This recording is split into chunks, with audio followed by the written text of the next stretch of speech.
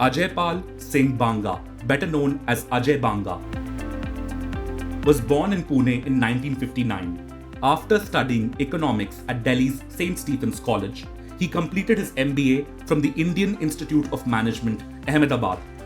He started his career in 1981 with Nestle and went on to work with PepsiCo. Banga is now a US citizen.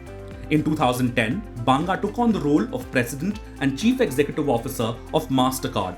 He spent 12 years at the helm of the payments and technology company, where he led work on digital economy inclusion, climate and gender. 63-year-old Banga is now the vice chair of General Atlantic, a US private equity firm that has invested over $800 million in solar power, EV charging and sustainable farming. On February 23rd, US President Joe Biden nominated Ajay Banga to become president of the World Bank. The announcement comes after David Malpass resigned from the post recently. In his statement, Biden said, Ajay is uniquely equipped to lead the World Bank at this critical moment in history. Biden highlighted Banga's experience in bringing together public and private resources to tackle urgent challenges such as climate change. The US president also said that since Banga grew up in India, he had a unique perspective on how the World Bank could deliver on its goals of reducing poverty and expanding prosperity. An international financial institution, the World Bank's purpose is to provide financing, advice, and research to developing countries to aid their economic advancement. The World Bank Group has 189 member countries and consists of 5 institutions. At present, the World Bank's total financial assistance amounts to about $46 billion. So, what direction is Banga likely to steer the World Bank in? I think we have to give him flexibility. We have to hear his view rather than impose views. But my own feeling is that one of the top priorities at the moment facing the whole world and indeed the developing world is how do you get enough finance into the restructuring that is needed to get us ready to combat climate change. And I think, in my view, the World Bank has to play a very large role, along with other institutions. So let's see if he can do that. Right now, there are many other challenges the world is facing, including climate change, disaster risk reduction, and what is happening in the financial markets. I think he'll have to support that. And some of these things are actually in line with what he's been doing, and he'll bring a lot of value there.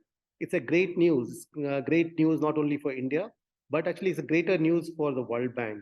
World Bank needed some credibility in last 75 years. They always had white male as presidents. Only Jim Kim, who was an Asian person, but he was born and raised in the US. Mr. Banga is raised and studied in India. So in that sense, he will bring that developing country perspective, which the World Bank presidents always lacked.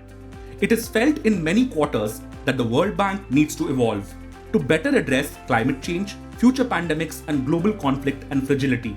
Against this backdrop, what are the challenges that Banga is likely to face as World Bank president? I think one of the big challenges he faces is that there is a weakening of support for multilateral institutions globally. And I think if the World Bank and within it the IFC has to play a much larger role, it's going to be a different role from traditional, because in the management of climate change, certainly some of the financing will be directly from the bank to member countries or sovereign entities.